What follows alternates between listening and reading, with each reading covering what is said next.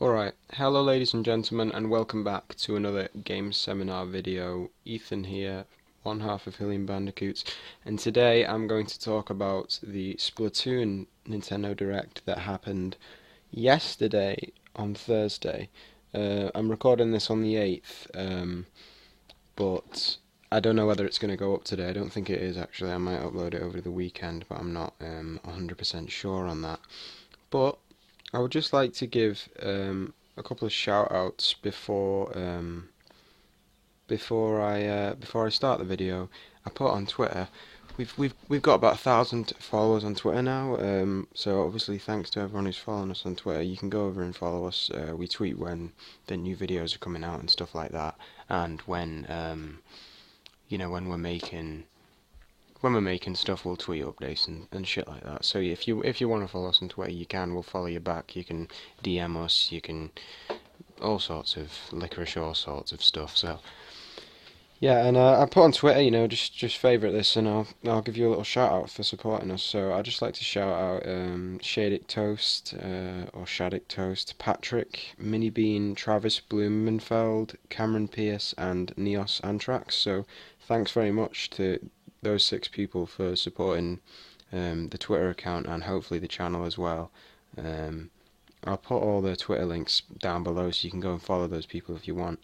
But without further ado, let's get started. So basically I've just got the direct presentation video from YouTube, literally just here. And I'm just going to go through it much like I did with the other Nintendo presentation. I'm just going to go through it and pick some stuff out and talk about what I like, talk about what I didn't like. I don't have as much to say on this video than I do about other Nintendo stuff. I don't have that much to say, to be honest, but I'm going to go through and say some shit. So, first of all, the video's kind of given us some sort of like fictional thing. So basically, you got this guy, Professor Seth Elapod. I'm sure there's a pun in there somewhere because there's a lot of puns going on with names of characters in this in this game. Sorry. So I'm sure there's a pun in there somewhere, but I can't think of it off the top of my head. So he starts it off as some sort of like shitty PowerPoint presentation, and as if he's like a professor in the lore of the game, sort of, and he's bringing us new findings. So the video's sort of structured in the way of new findings of his. That was quite cool, to be fair. I didn't mind it at all. I thought the guy was going to get on my nerves, but he didn't. It wasn't actually that bad. I actually found it quite funny, to be honest. Um, this is actually the UK version of the Direct, I should specify. I'll leave a link to the UK version of the Direct down below because I know that the narrator was sort of altered in different versions. I know for a fact that the narrator was different in the US version of the stream. So the Direct, well, it was a stream, but the Direct. So I'll leave a link below, and I'll just say that this is I'm looking at the UK version of the Direct here, even though it's going to be this exact same, I know, in terms of the actual content. But yeah, so they started off by talking about they talked about the different sort of making your Inkling. So obviously you got the male and female shit. You can customize their eyes and all that sort of shit. Don't know actually. Let me just play this for a bit because I seem to remember I watched like the first 10 minutes of it yesterday, and then I just watched the rest of it today. So the first 10 minutes is sort of blurring my mind. The start of it was just sort of getting to know the Inklings, stuff like that, their movement, which was nice to know. You know, you've got things like these warp pods which allow you to shoot across the map, things like that. Showed you the Wii U's integration, the gamepad's integration, sorry, which I do actually quite like quite a lot. This doesn't seem like a game that needs the Wii U gamepad, but at the same time, like, it is a nice complementary tool. So think sort of like Wind Waker HD. You know, you don't need the gamepad, but it is really nice to have there along with you. Then they talked about the ranking system. So you've got a leveling up system here, I don't think they talked about the A and B minus thing. I think they talked about that later on. But basically, the way the ranking works in this is you can level up your Inkling, but then also you have an online rank which sort of goes from C minus to A plus. So it'll go C minus, C, C plus, B minus, B, B plus, A minus, A plus, I think. So there's 9 different ranks, and obviously you get matched with similar players when you're in online matches. But this leveling system, I think, is just from playing the game. And I think it upgrades like sort of items and things like that, but I'm not too sure on that. But obviously the leveling system is really good, and the ranking system is very good as well, because obviously having an online game, you do need to have sort of a ranking system to sort of differentiate player ability and stuff like that. So they showed a bunch of the different maps as well, and originally, like, I was thinking, because we haven't seen much. Well, we have seen quite a bit of gameplay before this, but like, the maps felt kind of samey to me. Like, they had the same sort of urban, like, quite boring in my opinion maps. But seeing this and seeing them differentiated it has actually changed my mind like a bit. This is the skate park one. They're all sort of based off different urban environments. So there's a skate park, there's a mall, a rig I think is the one we just saw, like an oil rig thing. All sorts of different things that you wouldn't normally see in a typical Nintendo game, but like in a typical Nintendo environment, like you don't usually see realistic like sort of environments. I'm not saying this game's realistic, but you know what I mean, like things like that. So the maps do look pretty good, and the way the narrator talked about them was they sort of all have the different sort of good points. Like for example, the skate park sort of like an open thing where fire and like battle is pretty important.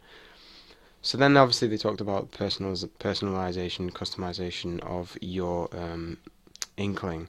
Hold on a second, let me just allow me to mute my Skype chat. I'll be back in a minute. Alright, I'm back. I apologise about that. I was just muting my Skype. So yeah, they talked a lot more about the customization, all the different. This is the overworld you're seeing right now. I quite like the overworld. It's nice. It's going to be sort of, you're going to see players. Sort of reminds me of your Mi Plaza on the Wii U gamepad, and also sort of the 3DS functionality of Street Pass. Sort of like, because the Inklings walking around the plaza will be players that you've either encountered that have come to you from Miiverse, or you encountered in-game online. That's cool. You can go up to them and sort of look at their costumes and stuff like that. Now what they're talking about is all the different sort of shops shops that you can buy shoes, your clothes and your hats from. So the shoes, clothes and hats are sort of the three different like things you can equip to your character. On my hat, there's 3 different shops for that. So this is the clothes shop, I believe, and the characters in all of them are eccentric, or is it eccentric? One thing that I didn't quite understand was this character here who's got like an anemone, I think is how you pronounce it. But she's got an anemone, I think, on her head. Which kind of makes her unable to wear the majority of the things she's selling. Like she can't wear a hat because she's got fucking Nemo on her head. So how is she gonna wear a hat? So maybe she should have been like in a clothes shop or something, and someone else did the hat shop, because if she can't model the items herself and you know, convince the shopper of their of their goodness, then how is she gonna, you know? Well, I don't know, but yeah, that character is pretty cool. Is very cool. There's another character as well. There's like a shrimp guy who's like semi-cooked. I think they showed him somewhere. Here he is. He does the shoes, so he's pretty awesome. And obviously he models the items a lot better because he's got multiple pairs on his head. So yeah, I have no complaints about the world they're sort of creating. It's nice, and it's quite different from anything we've ever seen from any Nintendo property we've ever seen before, because it's sort of got this, like, it's got the Nintendo charm of like weird stuff, but it's also like quite urban and like hipstery, which we haven't really seen before with any other game from Nintendo at least. So it is good that it's sort of differentiating that. But that being said, this game started off as a Mario game, so it would have been and you can sort of see the gameplay translation from Mario to this because the single player game, which they showed around here somewhere. I'm not going to search for it like Where's Waldo shit, but they showed the single player around somewhere, and that looked very reminiscent of Mario. You know, you got the Galaxy gameplay in the single player because there's a lot of platforming in the single player, and also the gun shooting is quite reminiscent of Flood from Super Mario Sunshine. And I have to think to myself, like me being a massive fan of Mario, I would not be complaining if this was a Mario game at all. Um, but I do appreciate them trying to create new IPs, and I do like the look of this game. Um, but yeah, talking about the single player, I'm not going to talk about it yet, actually, because I'll come up to it. I'll go through in order. But yeah, the costumes look great. The customization is awesome, and they are going to, you're going to be able to customize your character quite a lot. And your clothing you can equip. It has different abilities as well. Like you can see here, this one's got special duration up, all sorts of shit. Your clothes are going to have certain abilities. So that's good because obviously it brings like strategy to the game. But at the same time, it is ass because if you just want to wear a hoodie, but your hoodie's got shit abilities, it's going to be annoying because you're going to have to wear clothes that you don't really like. But they did actually touch on that because there is a character in the game called I want to say Spike, but knowing the names of some of the characters in this game, that might be a bit of a boring name. But anyway, there's a character that sort of gives. There he is, Spike. Yeah, I was right. Come on, Spike. He's sort of a sea urchin character, and he's sort of for super sea snails, which you'll be able to acquire through a mode in the game they mentioned later. You can like add gear slots and stuff like that to your clothes and stuff. Clothes are referred to as gear in this, but that allows you to have the clothes you like, but also give them abilities that will make them useful to you on the battlefield. So that's really cool. Again, though, they did not have any mention of the amiibo functionality that I have predicted. They did talk about amiibo later on for a different thing, which I'll talk about in a minute.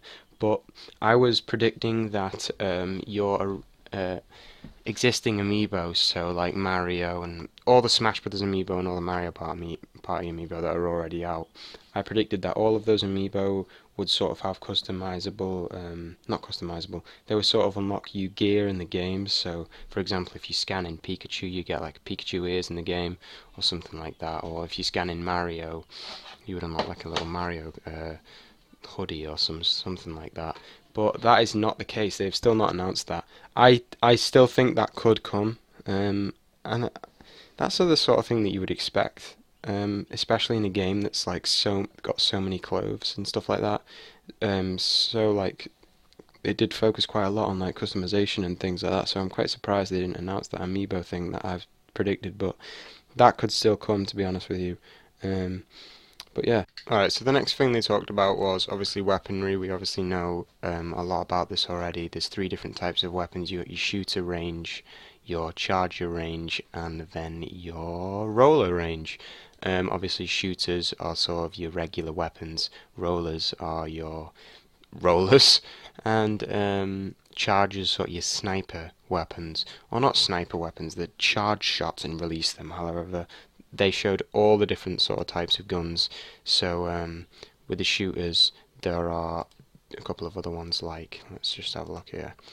The Jet Squelcher, which looks like a drill actually, and there's also an sort of a machine gun one like this one, which is shorter range but a lot more burst fire. And then your chargers, one of the interesting ones, blaster as well, which shoots like air blasts. And then your chargers, there's one of the ones, one of them has a scope actually, which is pretty. There you go, the splatter scope.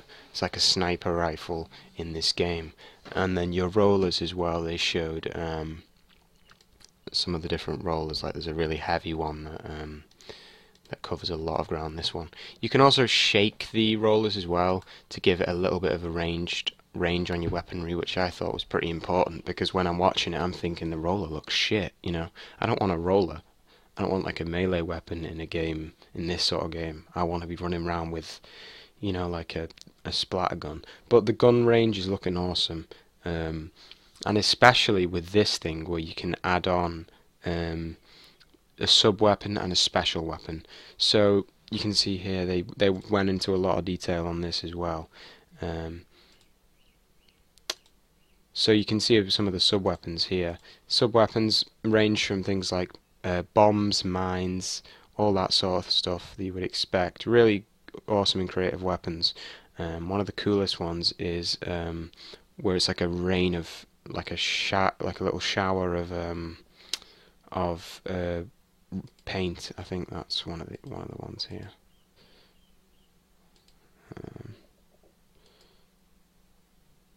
That's onto the special weapons, but I thought I showed it then actually, but one of them is like a little there it is, the splash wall. That one's really awesome and creative.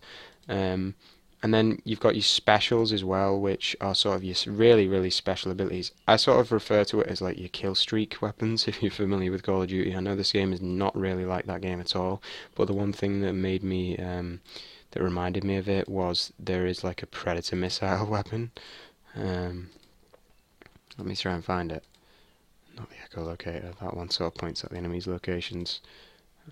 Ink Strike, that's it. It literally looks like a predator missile because you can sort of select them on the Wii U gamepad where it goes, and that looks like a predator missile. So this is sort of your ultimate weapons. The coolest one in my opinion is the Kraken, where you turn into a massive.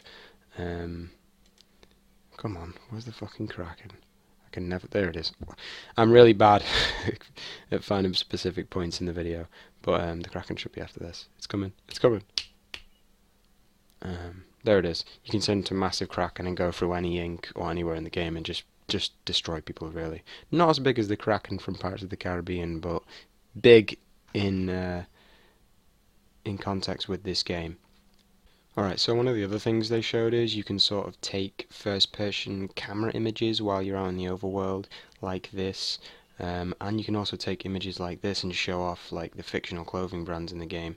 And I've got to tell you, this really does reinforce this sort of hipster Instagram identity that this game has. Because that is something that I thought about it when I saw it. I was like, these squid guys are really hipstery, and they look like advocates of Instagram, quite frankly. And you're gonna see a lot of those screenshots. So it's cool. It's cool.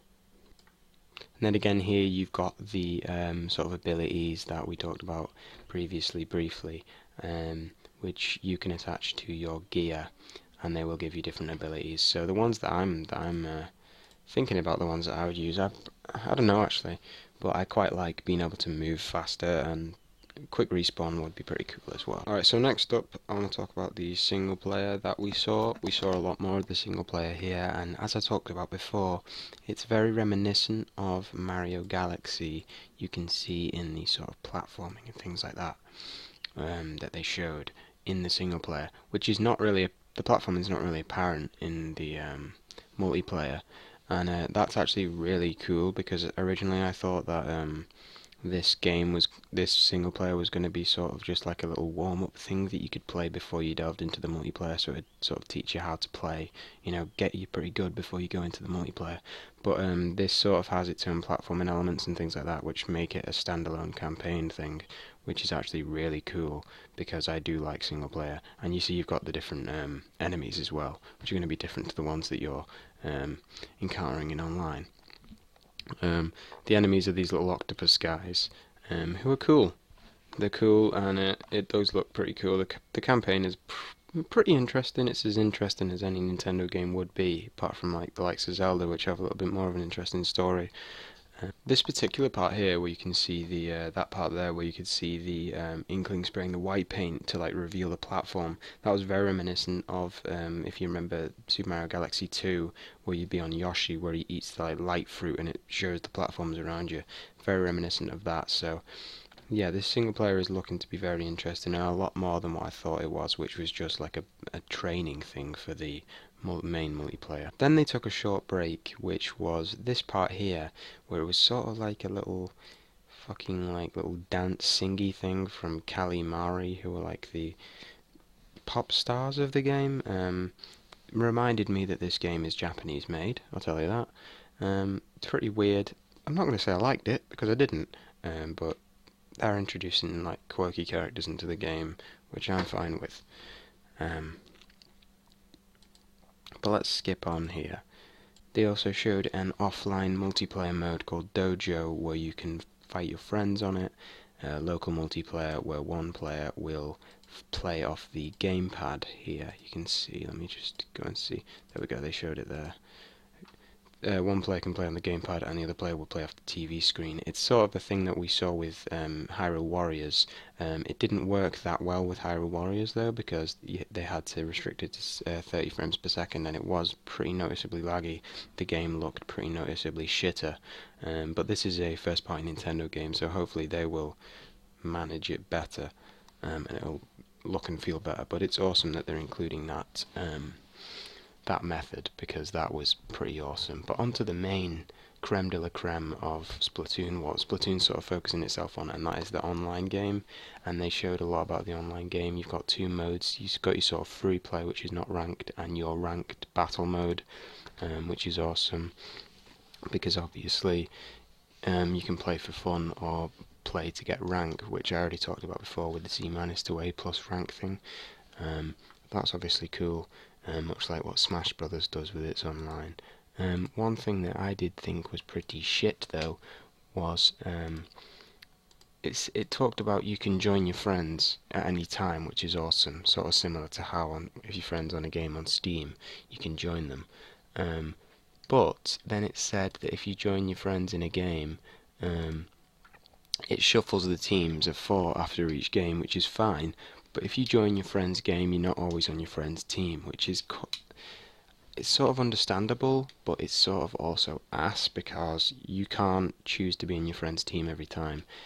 So if you haven't got a gang of 4 that you can go into an online match with, which is a mode they're going to include later on. If you haven't got that, like if you're not on your friend's team and you want to be, it's going to be sort of ass. But I suppose you've got a 50-50 chance of being on your friend's team, so it's better than nothing. They also talked about a lot of free content that's going to be coming up after the game's released. So you've got these 5 maps that are going to be included with the game when it first launches, but then there's a bunch of other maps that are included. This one there, that one, the second one that we just saw, I think I remember that one being one of the ones that they showed at E3. So yeah, and then obviously there's going to be a bunch of new maps, and then they've shown all these things here like the ink brush and new gear that's going to be coming out as well in the future. I feel like this is awesome, obviously, because it's going to be similar to what Mario Kart 8 did, where it's going to give the game little adrenaline boosts every few weeks, where the online keeps getting back. And obviously the online community is something they're going to want to keep a stranglehold on to make sure it's very strong, because this game without an online community, it's going to be a bit shit, isn't it? Because although the campaign looks good by itself, this is a focused multiplayer experience. So this is a good idea, but at the same time, this isn't. I don't know, because my first thought was, well, what the fuck, if that's a map they showed at E3, it's finished, so why don't we get it on the game at the start? But at the same time, it is a good move, because it is delayed, which means we're going to keep going back and playing it, so that's awesome. Also, they mentioned this thing here. There's a little arcade machine where you can play little mini games that are 8-bitty. You can play them on your gamepad, like this one where it's a little squid jump. And also you can see here sort of Famicom-esque artwork. This is actually a really, really cool move, because even though it's a brand new IP, a lot of Nintendo's IPs are like really old IPs that date back to Famicom days. So even though this is a new IP, giving it a sort of false heritage with these like 8-bitty games really does make it feel like a Nintendo title, so that's awesome. And they talked more about the amiibo functionality, so they've all got their own missions and stuff, as we already knew, which will unlock them new gear, but also they will be able to unlock you more mini games as well. With, you can see the little Famicom thing here. That B game looks awesome. And there was a little Micro Machines-esque game that you saw there as well. So yeah, that's about it. Oh yeah, and also the Splat Fest thing is going to come a few weeks down the line. And that's what gives you sort of choose a side, like do you like cats or dogs. Say you like dogs, then you're going to be fighting on a dog team, and if you win, then you can get these little things here, which your super sniper sneeze snails, which allow you to increase your gear sizes from spike, which is something I already talked about before. So cool, I like that. And with this choice, rock or pop, I would have to choose, I don't know, probably rock, actually. I'd go with rock. So that's about it for the presentation. Apart from the Big Don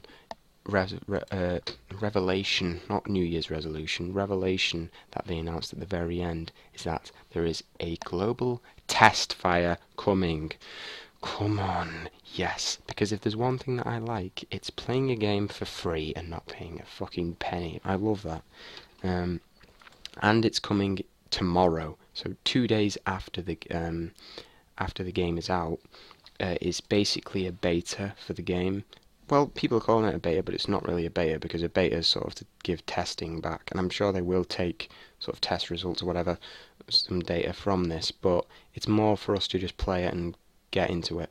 So in my country, it's going to be 4 a.m. to 5 a.m. hour, 12 a.m. to 1, and 8 till 9 are the hours in which you can play. So you can get total maximum of 3 hours playing this game for free online with other people. That's awesome. You sort of wonder why they would have like such a small period of time, but in actual fact, that gets everyone online ready to play, and it gives you sort of a emulation of what the online community will hopefully be like when the full game releases. So this is an amazing thing that Nintendo's done, and I'm very happy about it, and I will definitely be playing the game. Probably not in the 4 a.m. to 5 a.m. hour. I don't know whether I'm going to be up at that time tonight. Depending on when I release this video, I might have already done it, but I'll definitely play the 12 to 1 one or the 8 to 9, depending on what I'm doing that day. And also, listen up, because if you're planning on buying this game, you haven't pre-ordered it already. If you download the demo, you will get 10% off the price. You'll be able to buy it for £31.49. This is an amazing deal, but at the same time, there are pre-order bonuses from retailers like Game and Nintendo Store. Like Nintendo Store will give you a free T-shirt, or Game will give you a free Splatoon beanie hat. So it might be worth paying the few extra pounds if you want the T-shirt or the beanie hat. I also like to have physical copies of my games, so I'm probably not going to download it from the eShop. I will probably buy it as a physical copy.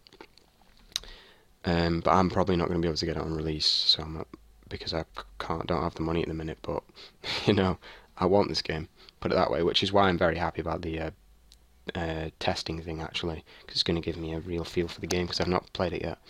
And then finally, they announced, oh yeah, this is going to make some American viewers pretty salty, but for the new Nintendo 3DS, there are covers coming out, Splatoon themed covers. Obviously, this won't have been mentioned in the American Direct, because the new Nintendo 3DS smaller model is not available in that country. So, sorry! If it makes you feel any better, I have one of these consoles.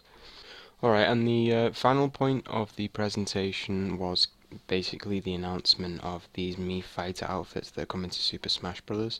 These look really good and really quite accurate to the character, a lot more accurate than, say, the Link Mii costume looks. Obviously, the Link Mii costume looks like a Link costume, but these kind of look really, really, not exactly, obviously, but they look really, really similar to the actual appearance of the Inkling male and female, like sort of default in the game.